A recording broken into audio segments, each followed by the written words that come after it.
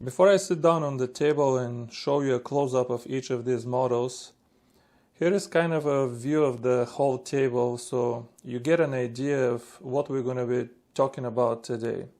I actually started making a video about the perfect iFish carp rig, but I found myself talking on and on about the feeders alone, and I decided to make a separate video about the feeders and then make another video about the carp rig where I don't discuss particular components but just how to actually tie the actual carp rig. This video will go in a playlist called Carp School, where I will be storing all of my videos where I have tips for beginner carp anglers. So if you like this video, make sure to check the other videos in that folder, playlist. Okay, here are some things to consider when you choose your feeders. Number one, how far do you need to cast your pack bait? If you need to cast very far, you need some feeder that's going to hold your pack bait very well. Number two, how well do you need the feeder to hold the pack bait after it falls on the bottom? Do you want the pack bait to fall on the bottom right away, or do you want the feeder to keep the pack bait on the feeder? There are different circumstances and you need different feeders for those different circumstances. Number three, do you need a no-roll feeder like this that's not going to move on if the bottom is slanted, if it's on slope? Or do you not care and you can use something round like this that will roll if the bottom is slanted? Number four, do you care if the feeder looks natural, let's say like this guy here, or even better like this guy, looks very natural, only green colors. Even if it doesn't have bait on top of it, it looks natural and it's not gonna spook the fish? Or do you not care and you can use even something shiny like this?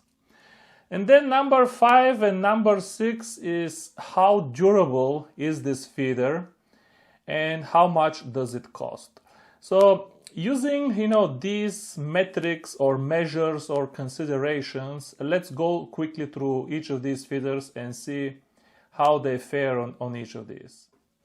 These here are the first feeders that I used in my life. I actually bought 100 of them in Bulgaria.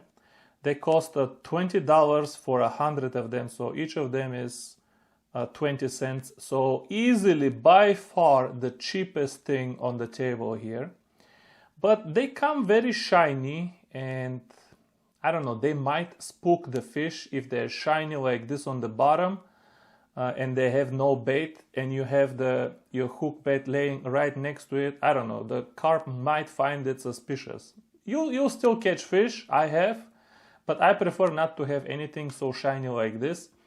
I still love these feeders, they're one of my favorites, but as soon as I buy them, I just grab them and dip them, the whole thing, in paint.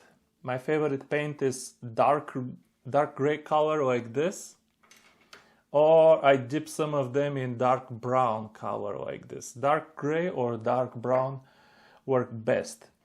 But okay, what else? These are the feeders that I have and that I have seen online at all that will hold your pack bait the best.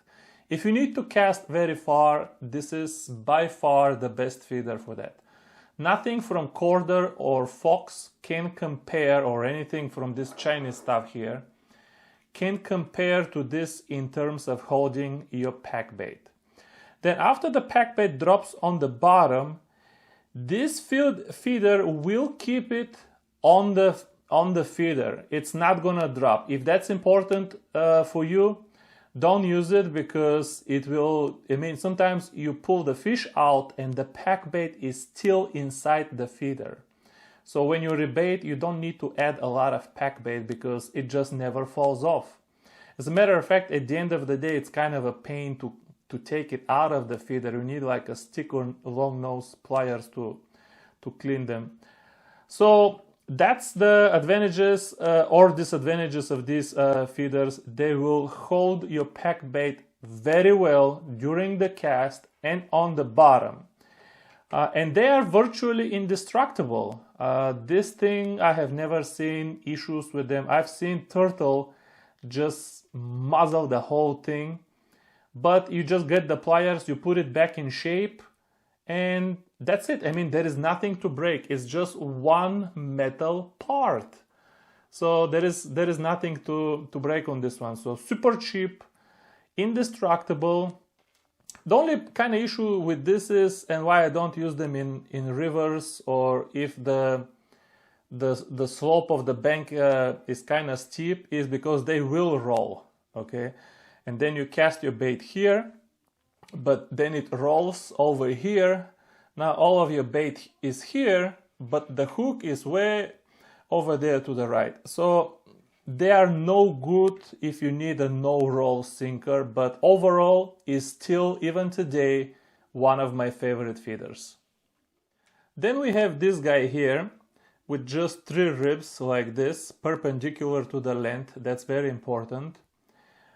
It will hold the bait during the cast really well, almost as good as these guys here. But on the bottom, not as well. And many people prefer the bait to be easily accessible from the fish. But if you have bluegill, they can clean it out pretty fast, while this guy, you know, offers some kind of protection from bluegill. Like you can have bluegill all around here, and you're still gonna have pack bait close to your hook for hours after you cast it, and it will emit scent close to your hook. So here the protection is not as good, but at least it's good enough for during the cast. Then the rest of the points are pretty good. It's flat, it's not gonna roll, and it's really pretty. This guy is just, it's not gonna spook any fish, even if there is no pack bait on it and the boilie sits right next to it. I mean, it just looks very natural. It's not gonna spook any fish. Durability, however, is not good, but none of these Chinese ones have good durability. They are all about the same. This piece here is separate, the swivel is separate, the stem in the middle is separate. This bottom actually with the lead comes off, it's also separate. So before I even use them the first time, I just take them apart and I get marine goop, and I just glue everything with marine goop before I use them for the first time. I don't wait until they fall apart and then you want to glue them, but you're on the lake and then the bottom piece is completely missing. So I just glue all of them at home before I even use them. So durability is not that good, but some of them are actually worse. And price-wise, I can't even tell you. It depends on where you buy it, Amazon or AliExpress. They will be between $1 and $2, something like that. So still cheap, but cannot compare to 20 cents for these springs here.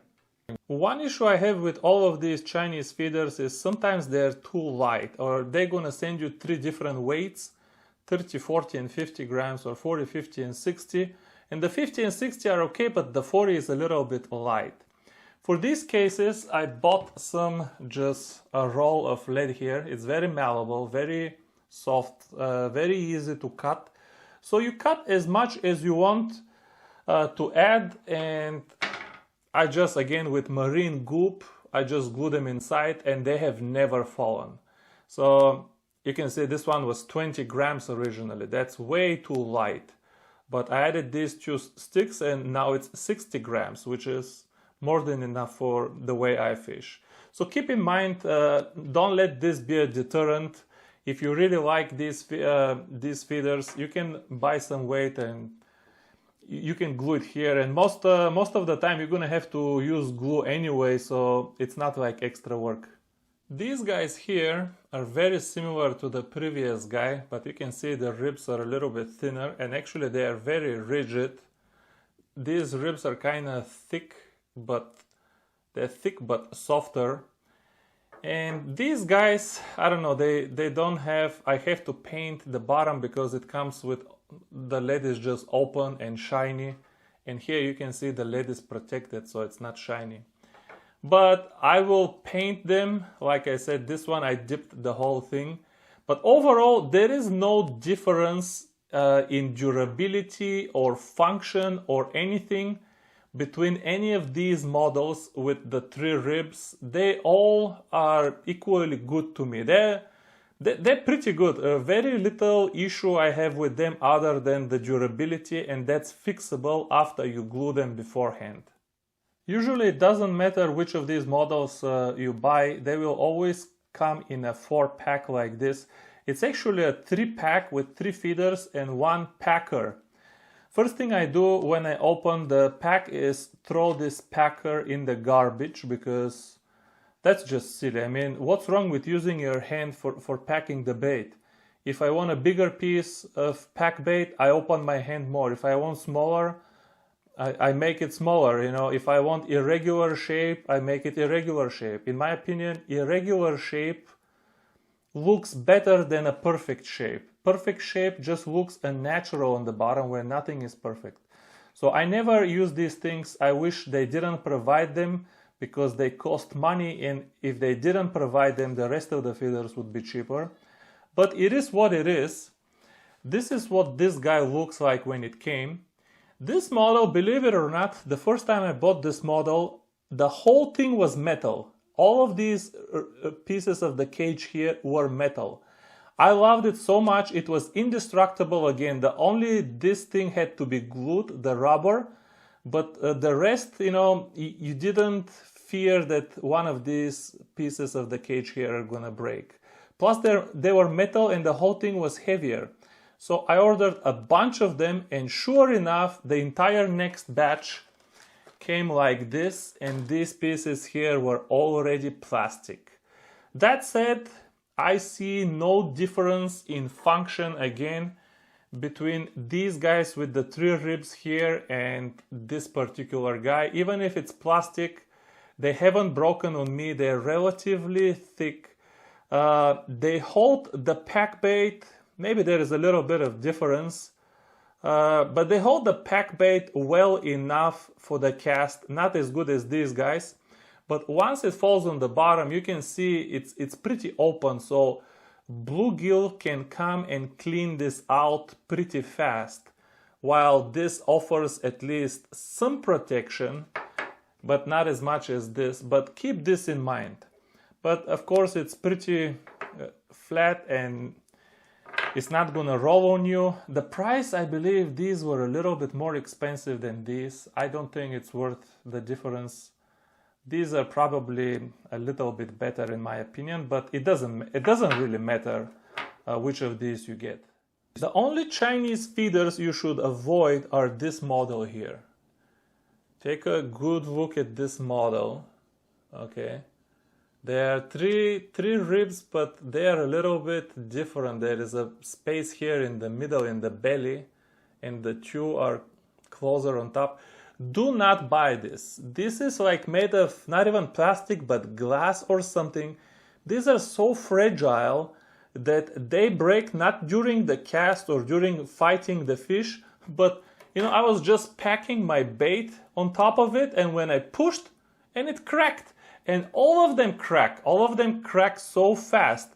They're just useless. Like, durability of these things is just below any kind of standard. I mean, come on, even for a Chinese product, this is total garbage. Just avoid this particular model. Make sure these ribs are something thicker. They can be plastic, but make sure they're thicker.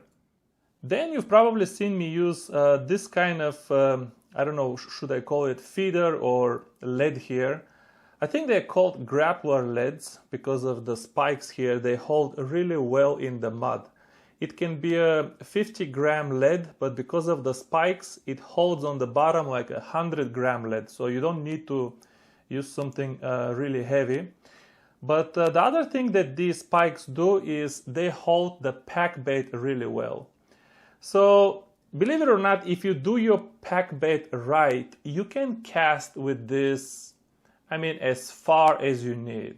Once you get some experience with the pack bait, I have no issues, casting with this as far as I need. However, once they fall on the bottom, they offer no protection against bluegill, none whatsoever. This can be a good thing. I know some people like this. I don't. I'm the only carp angler who wants my pack bait not to fall apart and on the bottom, but to stay on the feeder. A topic for another video. But anyway, this offers no protection against bluegill or roach or whatever you have. Once it falls on the bottom, a nuisance fish will come and clean your pack bait out in 15 minutes. And then all you have is 2 kernels of corn on the hook and this lead sitting right next to it. No more attraction. I still glue them before I use them for first time so they don't move. They will stay pretty good in current. Yeah, they're good leads, even though they're a little bit expensive. And the last thing I want to say before the wrap up here is that you probably noticed that I don't have any of the fancy feeders, Fox or Corder or any of those fancy European feeders. And I want to tell you the reasons for that. The first reason is that they are kind of this kind of design where the ribs are kind of parallel to the length of the feeder, and in my mind this just doesn't hold the pack bait that well during cast because it can slide off. I prefer the ribs to be perpendicular to the length of the feeder. So in my opinion they are not even as good as this cheap 20-cent feeder here. They cost like $5–6 a pop, plus shipping can be expensive on these ones because you're not going to find them on Amazon with free shipping. Now I am not cheap and I have expensive tackle if you haven't noticed, but still I fish these rivers a lot and they are very snaggy. There is always new branches where I didn't know there were branches, and I lose, I don't know, 1 or 2 on every trip, so I just can't. I mean, I can probably afford it, but it just bothers me to lose $5 and $6 feeders every time I break off a carp. So this is just, more than I'm willing to spend on a feeder. Plus, I don't even like them, so I don't really recommend these fancy ones. I don't think you're gonna catch more fish with them at all. But they do look nice if you fish these, pay lakes where there is no snags. Don't worry about it. Go buy them and enjoy them. They look nice and you're going to enjoy using them. But, these are my considerations. Folks, there are more feeders on the table that I still haven't talked about, but the video is getting long again and I just don't have time to go through each of them in the same detail. But maybe very quickly, don't buy this model here, okay? Look at it carefully. This model is actually designed for totally different kind of fishing. It's still called a feeder, it's still feeder fishing, but it's very different from what you see in my videos. So avoid this one here. Also, this one holds the pack bait really well, as you can imagine, but I don't recommend it because it's not inline. I only use inline feeders to avoid tangles. I'll try to touch on this in another video, but yeah, I only use inline feeders. The same reason I don't like this one here, even though it holds pack bait really, really well. And it's kind of beautiful. Lays on the bottom really well. But it's not inline. I get tangles when I use this, so I don't recommend them. But if you have questions about any of the feeders that I went through kind of too quickly, leave your question in the comments below and I will make sure I answer it. But I want to wrap this video here because it's approaching the 20-minute mark. And I will see you soon with my how to make the iFish carp rig video. Thanks for watching, guys. Bye bye.